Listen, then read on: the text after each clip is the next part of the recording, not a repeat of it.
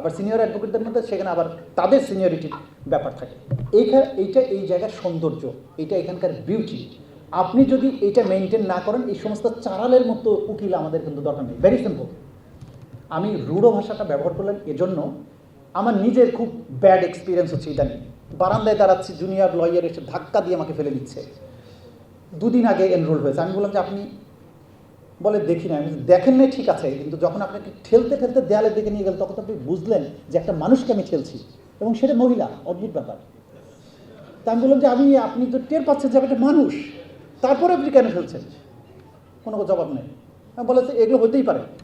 আমি বললাম যে আপনি কী বলছেন এগুলো? আপনি কতদিন প্র্যাকটিস করেন? মনে করেন আমি এখানে কোনো প্র্যাকটিসই করি না। দেখুন, এই জাতীয় দুর্বিনীত অভদ্র মানুষের জায়গা সুপ্রিম কোর্ট না। আমি এখানে একজন আইনজীবীর কথা নাম না বলে বলছি, অক্সফোর্ড থেকে পিএইচডি করে এসছেন, সিনিয়র লয়ার ছিলেন, এখন আর প্র্যাকটিসে নাই, অসুস্থ।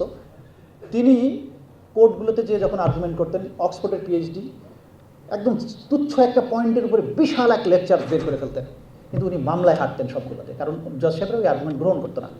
আমার মনে আছে খন্দকার মাহবুদ্দিন সাহেব একদিন, একই পক্ষে খন্দকার মাহবুদ্দিন সাহেব আছেন, উনিও আছেন। তো উনি বলছে যে খন্দকার সাহেব বলে, তোমার তো কোনো কেস আমি দেখছি না। বলে স্যার এই পয়েন্টে তো আপনি যেটা বলছেন পয়েন্ট না, সেটাই আমার কেস। এটা উনি 1 ঘন্টা ধরে আর্গুমেন্ট করলো, করার পর জজ সাহেব বললো নো, এটা ইজ নট এর কেস। এটা খন্দকার সাহেব বলে, আমি তোমার বললাম না যে এটা তোমার কেস না। তাহলে বোঝা যাচ্ছে যে আপনি কত বড় পিএইচডি, কত বিশাল পড়াশোনা করেছেন, সেটা ম্যাটার করবে না, বরং এই মামলার সবচাইতে শার্প পয়েন্ট কোনটা সেইটা জানতে পারা, এবং মোস্ট ইম্পর্টেন্টলি আপনি যত শার্প মনে করেন, জজে বলছে যে এই পয়েন্টটা আমাকে ক্লিয়ার করেন, আপনার পক্ষে জাজমেন্ট আসবে, আপনি আপনার পক্ষে অন্যদিকে যাচ্ছেন, এইটা হবে না। এই যে কমিউনিকেশন বিটুইন দি জাজেস অ্যান্ড দি লয়ার, এইটা আপনাকে অর্জন করতে হবে। আচ্ছা, এরপরে হচ্ছে ক্লায়েন্ট ডিলিং।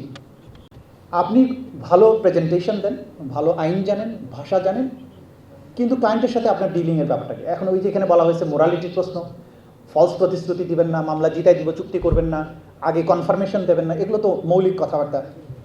এই প্রসঙ্গে একটা গল্প বলি। মামলা চলে না, এটা একটা প্রচুর আলোচিত গল্প।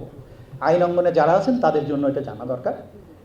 এক ভদ্রলোক মামলা করতে গেছেন এক লয়ারের কাছে। লয়ার সমস্ত ব্রিফ চিন্তা করে বললেন যে ভাই, এই মামলাটা চলে না, আপনার মামলাটা হবে না। তো উনি খুব ব্যর্থ মনোরথ হচ্ছে, না আমার মামলা তো হওয়া উচিত। আরেকজনের কাছে গেছে, ওনাকেও বুঝাইছে, উনি বলছে না, এই মামলা চলবে না। তো এরকম 4-5 জনের কাছে যাওয়ার পরে সবাই না করেছে। 6ষ্ঠ জনের কাছে গিয়েছেন, তো উনি শুনে টুনে বলছে, স্যার আমি 5 জনের কাছে গেছি, সবাই বলছে মামলা চলে না, আপনি একটু দেখেন তো, আমার তো মনে হয় এটা মামলা চলবে। তো ওই লয়ার খুব চালাক ছিল, বলছে যে হ্যাঁ মামলা চলে না মানে অবশ্যই চলে, মামলা দেও আমার কাছে। তো উনি মামলা ফাইল করেছেন, সিভিল মামলা, যথারীতি একটা নির্দিষ্ট সময় গিয়ে মামলা রিজেক্টেড। তখন বলছে স্যার এটা কী হইল? বলে আরে কী সমস্যা, আপিল আছে না? তো আপিল ফাইল করেছে আবার, আপিলের কোর্টে কিছুদিন পরে আপিলটাও ডিসমিসড। বলে স্যার কী হইল? বলে কোনো সমস্যা নাই, হাইকোর্ট আছে না, হাইকোর্টে রিভিশনে যাব। হাইকোর্টে রিভিশন করেছে, সামারিলি রিজেক্টেড। বলে স্যার এখন? বলে সুপ্রিম কোর্ট আছে, সুপ্রিম কোর্টে লিভ পিটিশন ফাইল করেছে, ওইটাও ডিসমিসড। বলে স্যার এটা কী হইল? বলছিলাম, তখন বললো যে আমি তোমাকে কী বলছিলাম, তুমি আমাকে কী বলছিলাম? বলছিলাম স্যার যে মামলা নাকি চলে। তা আমি কী বলছি? আপনি বলছিলেন মামলা চলে। বলে মামলা যদি নাই চলবে, জজ কোর্ট থেকে অ্যাপিলেট ডিভিশন পর্যন্ত মামলা আসলে কীভাবে? তো আপনারা যারা আইনজীবী হবেন, এই মামলা চালানোর মতো করে এই মামলা নেবেন না। আপনার এই মোরাল কারেজ থাকতে হবে যে ব্রিফ আসলেই যদি আপনার কাছে মনে হয় যে এই ব্রিফটাতে কোনো মেরিট নাই, তাহলে এটাকে রিফিউজ করার সাহস থাকতে হবে। আমি জীবনে বহু মামলা রিফিউজ করেছি, আমি বলেছি এটা হবে না, বলছে স্যার তবুও করেন। বলছেন আমি যেখানে আর্গুমেন্ট করার কোনো পয়েন্ট পাচ্ছি না, এই মামলা আমার দ্বারা হবে না। যেখানে আপনার আর্গুয়েবল পয়েন্ট আছে, আপনার পক্ষে আছে বিপক্ষে আছে, তখন ক্লায়েন্টকে আপনি ক্লিয়ার ধারণা দিবেন যে আপনার এই সম্ভাবনা আছে, তবে হারা জিতা কিন্তু আমি কোনো নিশ্চয়তা অবশ্যই দেবো না। এটার জন্য বাংলাদেশের মানুষ কিন্তু জেনারেলি এক্সপেক্ট করে যে তাকে এই ধরনের গ্যারান্টি দেওয়া হবে। এই গ্যারান্টি দেওয়া আপনার কাজ নয়। কয়েকটা জায়গায় অ্যাড্রেস করতে হবে। আমরা ইদানিং যে জিনিসগুলো খুব প্রকটভাবে দেখছি, সুপ্রিম কোর্টের হাইকোর্ট ডিভিশনের আপনারা এনরোল হয়েছেন, এই জায়গার একটা আলাদা কালচার আছে, এইটার একটা সোলেম একটা পরিবেশ আছে। এই যে জুনিয়ররা আসছেন সুপ্রিম কোর্টে, যখন আমরা সেই আজ থেকে 29 বছর আগে যখন আমরা শুরু করেছি, সেই সময়ের পরিবেশ দেখে আমরা মেনশনের লাইনে সিনিয়ররা যখন দাঁড়াতেন, আমরা জুনিয়ররা অবশ্যই পেছনে দাঁড়াবেন। আজকাল আমরা খুব কমন একটা ট্রেন্ড দেখছি যে জুনিয়ররা কিচ্ছু মানে না, কে সামনে সিনিয়র কে জুনিয়র কিছু জানে না, লাইনে ধাক্কা দিচ্ছে, বারান্দায় ধাক্কা দিচ্ছে, বাথরুমে যাওয়ার সময় ধাক্কা দিচ্ছে, সিনিয়র জুনিয়র কোনো ব্যাপার নেই। এই প্রফেশনের সিনিয়রদেরকে রেসপেক্ট করতে না পারলে এই প্রফেশন আপনার থাকার কোনো দরকার নেই। সিম্পল। মেনশন লাইনে আপনি চিন্তা করবেন কে আপনার চেয়ে সিনিয়র, তারা সামনে থাকবে, আপনি কখনো ঠেলে সামনে যাওয়ার চেষ্টা করবেন না। এবং এখানে আরও কয়েকটা জিনিস আছে, যে সিনিয়র অ্যাডভোকেট, যে বারবার বলছে আমাদের আসাদ, সিনিয়র অ্যাডভোকেট কিন্তু বয়সের কারণে সিনিয়র না, কারণ এটা একটা আলাদা সার্টিফিকেট। সিনিয়রিটি যারা অর্জন করেন আইন অনুযায়ী কিন্তু এই সিনিয়র অ্যাডভোকেটরা তারা প্রিভিলেজ পাবেন আগে। বয়স আপনার যাই হোক, সিনিয়র অ্যাডভোকেট হলে তিনি আপনার চেয়ে আগে যাবেন। আবার সিনিয়র অ্যাডভোকেটদের মধ্যে সেখানে আবার তাদের সিনিয়রিটির ব্যাপার থাকে। এইটা এই জায়গার সৌন্দর্য, এটা এখানকার বিউটি। আপনি যদি এটা মেনটেন না করেন, এই সমস্ত চারালের মতো উকিল আমাদের কিন্তু দরকার নেই। Very simple. আমি রূঢ় ভাষাটা ব্যবহার করলাম এজন্য, আমার নিজের খুব ব্যাড এক্সপিরিয়েন্স হচ্ছে ইদানিং। বারান্দায় দাঁড়াচ্ছি, জুনিয়র লয়ার এসে ধাক্কা দিয়ে আমাকে ফেলে দিচ্ছে। 2 দিন আগে এনরোল হয়েছে। আমি বললাম যে আপনি, বলে দেখি না। আমি দেখেন নাই ঠিক আছে, কিন্তু যখন আপনাকে ঠেলতে ঠেলতে দেয়ালের দিকে নিয়ে গেল, তখন আপনি বুঝলেন যে একটা মানুষকে আমি ঠেলছি, এবং সেটা মহিলা। অদ্ভুত ব্যাপার। তা আমি বললাম যে আপনি তো টের পাচ্ছেন যে একটা মানুষ, তারপরে আপনি কেন ফেলছেন? কোনো জবাব নেই। আমি বলেছি এগুলো হতেই পারে। আমি বললাম যে আপনি কী বলছেন এগুলো, আপনি কতদিন প্র্যাকটিস করেন? কারণ মনে করেন আমি এখানে কোনো প্র্যাকটিসই করি না। দেখুন, এই জাতীয় দুর্বিনীত অভদ্র মানুষের জায়গা সুপ্রিম কোর্ট না। এই জিনিসগুলো ম্যানার্স, এটিকেটস, এগুলো শেখানোর দায়িত্ব বার কাউন্সিল অথবা বার অ্যাসোসিয়েশনগুলো। আমাদের এই প্রফেশনাল শিক্ষাগুলো হচ্ছে না বলে আজকে যে সিপিএসডি তারা এই প্রোগ্রামটা করেছে, আমি তাদেরকে ধন্যবাদ জানাই যে স্রোতের বিপরীতে দাঁড়িয়ে আপনাদেরকে এই সুযোগটা করে দিচ্ছে। বিনয়, সিনিয়রদের, আপনার কাউন্টার পার্টদেরকে শ্রদ্ধা করতে শেখা, এগুলো এখানকার সৌন্দর্য। এগুলো যদি না থাকে, আপনি জীবনে কখনো বড় লয়ার হতে পারবেন না।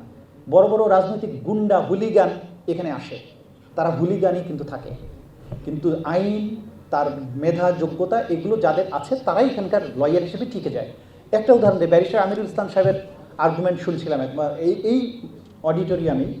Justice Mainur Reza Chowdhury, former chief justice, ওনার সংবর্ধনা অনুষ্ঠান এখানে হচ্ছে। তো সেখানে ব্যারিস্টার আমিরুল ইসলাম সাহেব তখন বারের প্রেসিডেন্ট।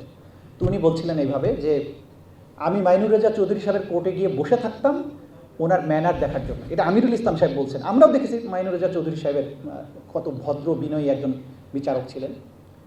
তো উনি বলছেন যে আমার প্রফেশনাল লাইফের শুরুতে যখন ইংল্যান্ডে ছিলাম, সেই সময় লর্ড ডেনিং, বিশ্ববিখ্যাত বিচারক এবং বই লিখেছেন অনেক, লর্ড ডেনিং কিংবদন্তি আইনের জগতে। তো লর্ড ডেনিংয়ের কোর্টে একটা মামলা পরিচালনা করতে গেছেন আমিরুল ইসলাম সাহেব উইথ হিজ সিনিয়র মিস্টার ব্যাটমিলস। তো ওইখানে আর্গুমেন্ট শুরু করেছেন ব্যাটমিলস, আমিরুল ইসলাম সাহেব পাশে বসা। তো তখন লর্ড ডেনিং হঠাৎ করে প্রশ্ন করলো, মিস্টার ব্যাটমিলস, correct me if I am wrong, বলে একটা কথা বলছে। তখন লর্ড ব্যাটমিলস এরকম করে ব্রিফে মুখ ডেকে আমিরুল ইসলাম সাহেবকে বলছে, Amir, since Lord Denning is saying correct me if I am wrong, then you may be very sure that you are wrong.